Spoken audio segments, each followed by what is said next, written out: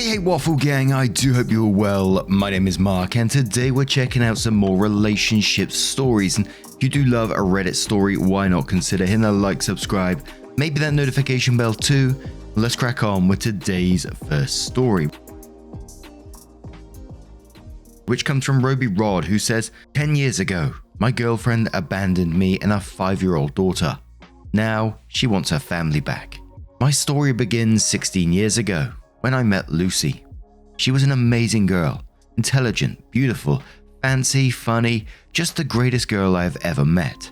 I felt so lucky when we started dating, and after a year into the relationship, we had a baby. I was living the dream, living with my girlfriend, raising our little daughter, being a happy family. I loved Lucy so much, and after some years, we were finally getting married. Our daughter was the most excited one about the wedding. She was going to be the flower girl. Everything seemed to be perfect until one day when I was heading back home, a guy wanted to talk with me. At first, I believed he may want to sell me something until he mentioned Lucy. Politely, he asked me to talk in a private place.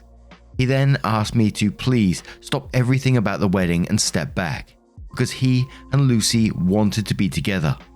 I didn't believe him until he started to tell me a lot of details about her that would be impossible to know. I returned home as fast as I could. I didn't want this to be the truth and told her about it, hoping all this was a mistake. But no, it wasn't. The next hour, she told me everything. She's been cheating on me for the last 2 years. She told me about how all the time she said she loved me, that she wanted us to be together, and she loved our family were all lies. How her new man was younger, stronger, handsome, and a better lover. She said that she didn't want to be tied with me, how she lost her freedom for being a mother, she didn't want to be a wife, that she wanted her freedom back.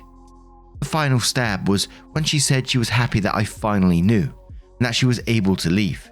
I cried, begged, and humiliated myself and got on my knees, asking for another chance to try to fix our relationship. But she didn't want it. She wanted the thrill and excitement that this new guy made her feel. By the next day, she left us. I felt broken, humiliated, emasculated. But my daughter needed me. She was heartbroken. Her mother left and she believed it was her fault. She heard when Lucy said that she didn't want to be a mother anymore. She needed me and I needed to be strong for her. Fortunately, we had help. My family and Lucy's family supported us in any way possible.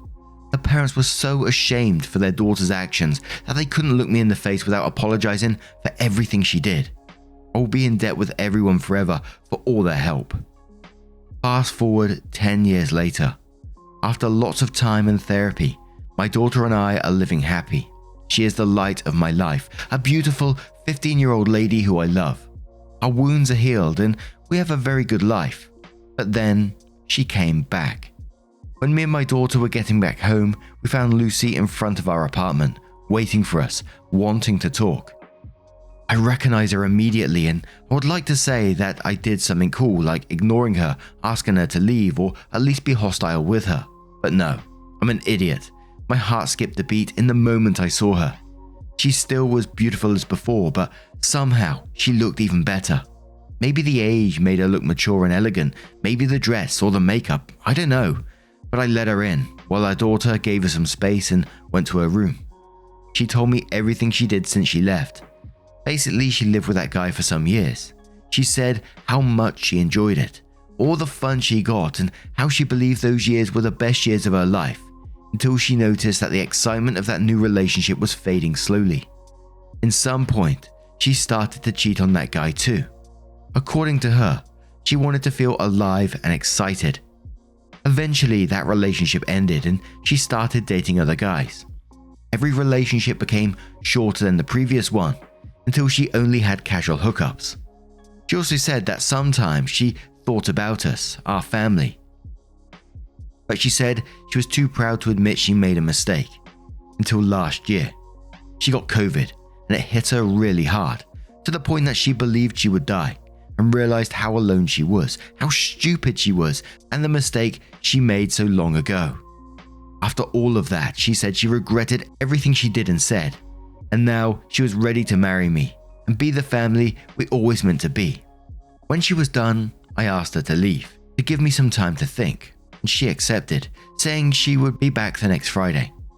For years I dreamed about her coming back, and now it was happening. But it just felt wrong. Since then, she visited almost daily, wanting to talk about the best years of our relationship and how we could be a happy family again. I asked for help. To my family, to my friends. Most of them said I would be making the worst mistake of my life if I take her back. Others said that I could give her a chance. It took me a lot to heal and some more time to start making new relationships, and I would be risking everything. One night, my daughter and I had a deep conversation about all this. I always try to involve her in every part of our life, and this issue concerned her too, because it's her mother. Sometimes she surprises me by being so wise and mature, because she told me, "Can you really love someone that hurted us so much?"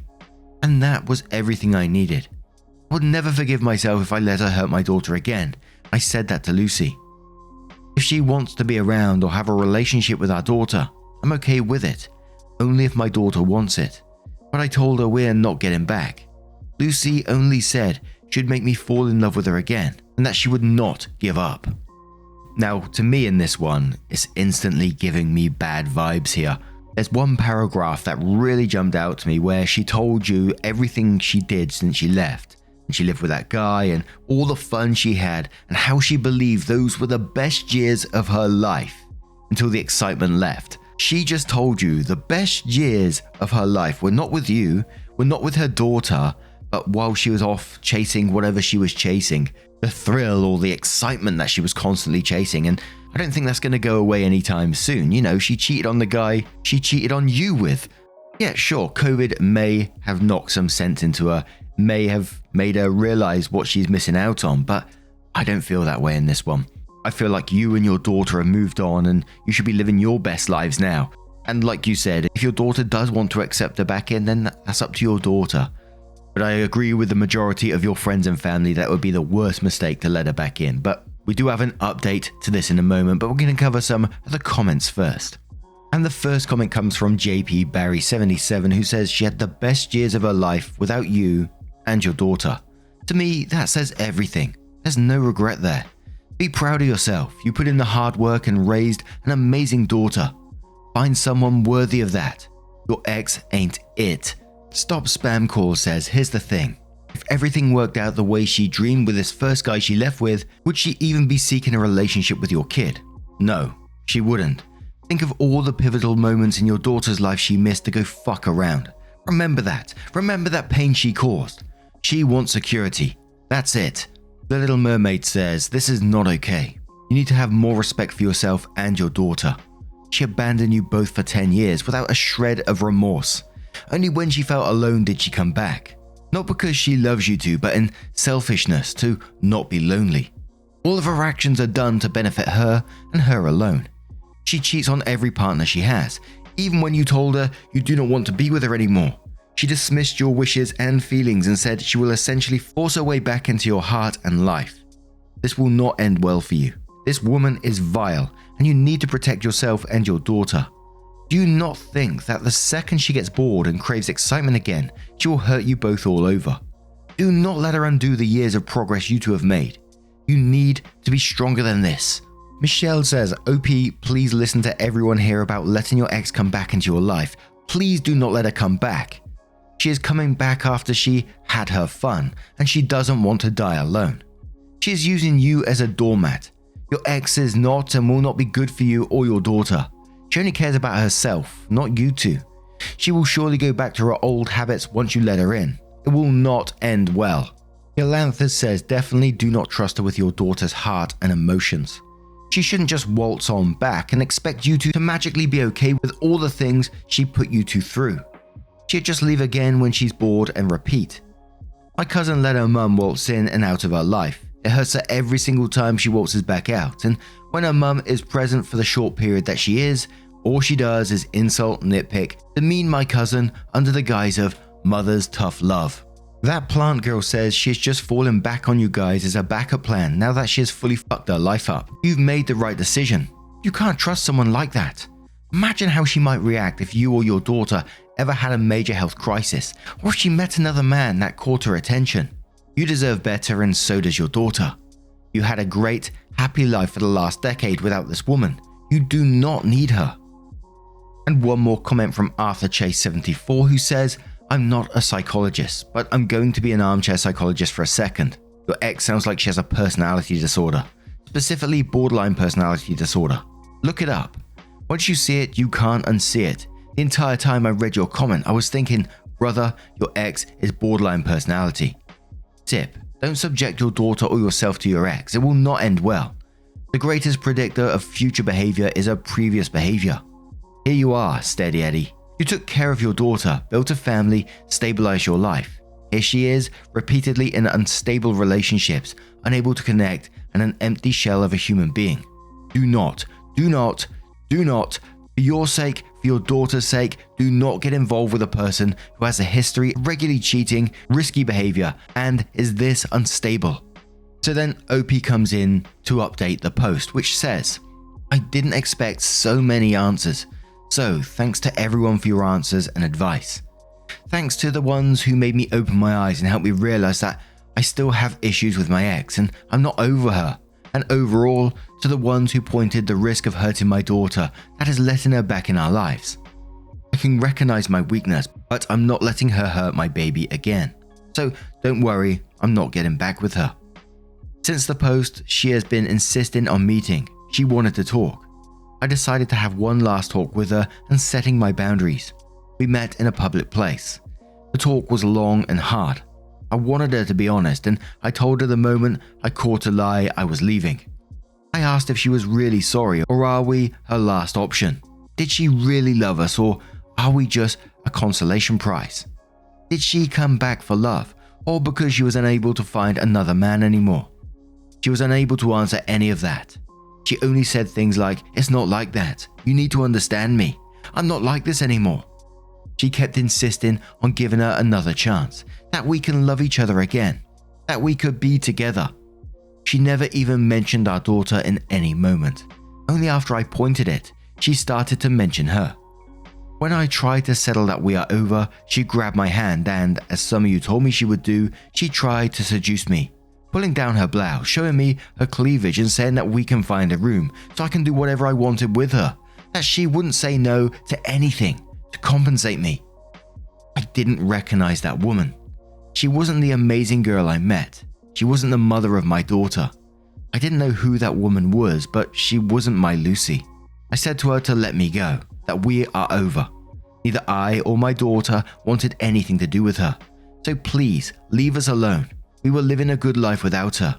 She then went mad, saying I couldn't leave her, that it wasn't my choice, that she doesn't have anything else, that I can't take away her daughter. I still don't know why, but that last sentence triggered me. The next are not my exact words, but a close of what I said on that moment. Your daughter. Your daughter. You are not her mother. You only gave birth to her, but you are not her mother.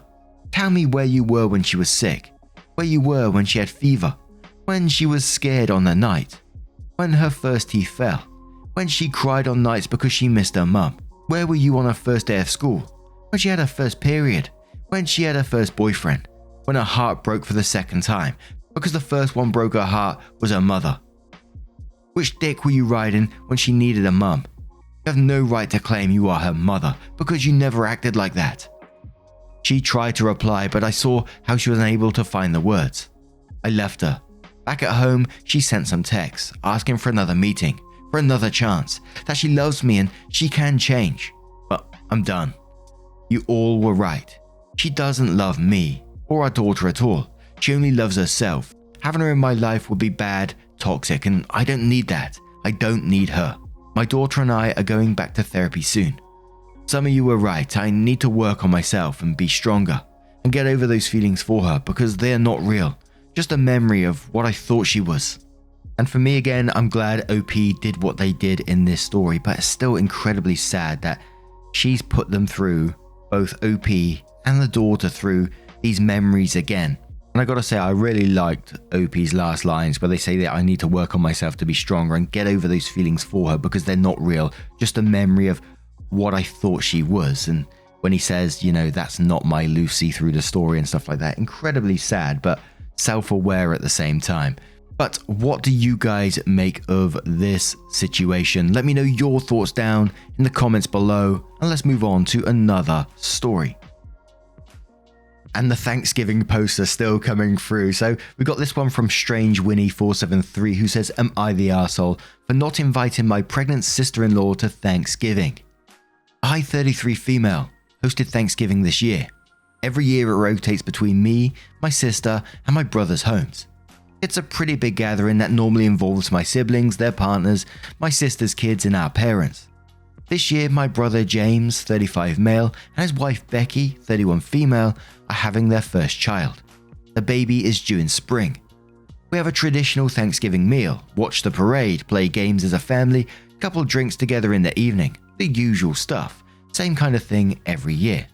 This year, a couple of weeks back, I get what is basically a list of demands from Becky in our family group chat. She wants to come, but her pregnancy means some things need to be adjusted. Her rules were no poultry, as the smell makes her sick, no alcohol, as the smell makes her sick and she can't join in. The food needs to be served early as she needs to nap during the time it's normally served, and she doesn't want to play games as she tires easily, so we can just listen to music and talk in the evening instead. I was really upset by this. Firstly, none of us are vegetarian, and so I don't really know how to prepare a turkey alternative. But secondly, I'd already ordered the turkey and it seems like a waste. And to not be able to drink, eat when we want to, or even play games in the evening just feels so unreasonable, when 9 of us won't get to celebrate in the way we'd like to. In the family chat I replied and said, I would like to make her a non-poultry meal and would make sure people don't drink at the table. I wouldn't ban poultry or alcohol from the house, and I certainly wouldn't be not playing our games, particularly as my niece and nephew are now old enough to join in, and really loved it last year. Both James and Becky said I was being unreasonable, and that she's pregnant, so I need to be more understanding. My mum joined in and said it's not hard to accommodate, but I was really annoyed by this point. I told Becky she was uninvited if she can't accept my compromise whatsoever. James called me separately to say I'm excluding her and ruining their Thanksgiving, and she can't help how she feels during pregnancy. I said I wasn't excluding her and she's welcome if she can accept that Thanksgiving has to work for everyone else too. In the end, neither Becky or James came over. It was a weird day without them, and I'm sad that they weren't there, but I feel like I wasn't being unreasonable. I do want to make amends, but am I the arsehole? And we're going to start off with the comments from MM172 who says not the arsehole. If Becky wants a Thanksgiving organized exactly to specifications that are the exact opposite of yours, James or one of the other people insisting she needs to get whatever she wants because she's pregnant can organize it for her. Just look below replies that's in. The thing that gets me is that parenting is all about putting another human ahead of your own desires and often not getting what you want at all. That's kind of the whole thing, although I love every minute of it. The kind of inflexibility on display here is so counter to the mindset that these new parents need to start getting used to. Not only are they alienating family when they're going to need them the most, but they are setting completely unrealistic standards how their lives look from here on out. Select Run says not the arsehole. I am currently pregnant and the smell of alcohol makes me sick too. And I am overly tired. Not in a million years would I think that anyone apart from my partner should have to go out of their way to accommodate me. Your solutions to offer an additional alternative and ban alcohol from the table are really reasonable compromises. To ask 9 people to not play a game because she'll be tired is wild. She can just go home earlier or watch you guys play. Vegetable B says not the arsehole. Being pregnant doesn't mean the world revolves around you. You are more than accommodating. Personally, I would have stopped after the food accommodation of providing an alternative. Like seriously, if you can't handle people enjoying their life and having fun when you are pregnant, don't get pregnant. Not the arsehole. Your mum, brother and Becky sure are arseholes. MCT says not the arsehole. You offered an acceptable alternative. A special meal for her and no alcohol at the table. She was welcome to nap/not join in the games at her own discretion. Sometimes when pregnant, you have to accept that there will be smells and situations that you have to make decisions about attending or not attending. It's no one else's problem to fix. Your bro and sister-in-law are selfish and I only see it getting worse once their baby arrives. Can't have Thanksgiving in the afternoon due to baby's nap schedule, etc. And one more comment from Truth From Lies, who says, yeah, not the arsehole. The thing about compromise is that it involves compromise. It does not involve compromise by giving me anything I want. I'm a raging vegan, and I think no poultry Thanksgiving is absurd. It's Thanksgiving among non-crazies.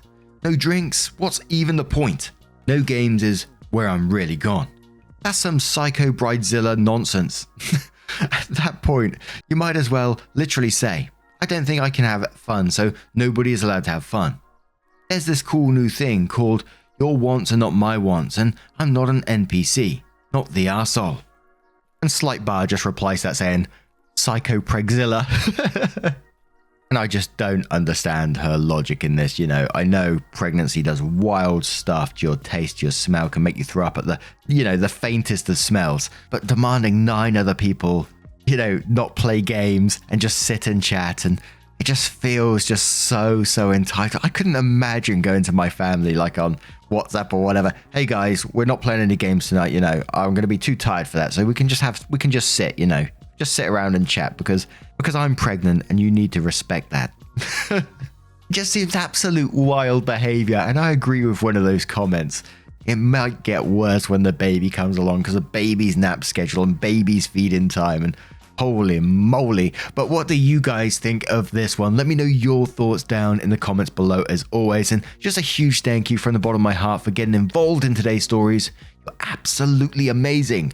Never forget that. And I will see you, you cheeky so-and-so, in the next one. Much love, guys. Wake up, get up, stretch my legs, eat some breakfast, milk and eggs, brush my teeth up, wash my face, throw my clothes on, start my day. Wake up, I can smell the smoke from the bacon. Let's go, see the sun shining from the windows. Okay, I know that today'll be a good day. Okay, I know that today'll be a good day.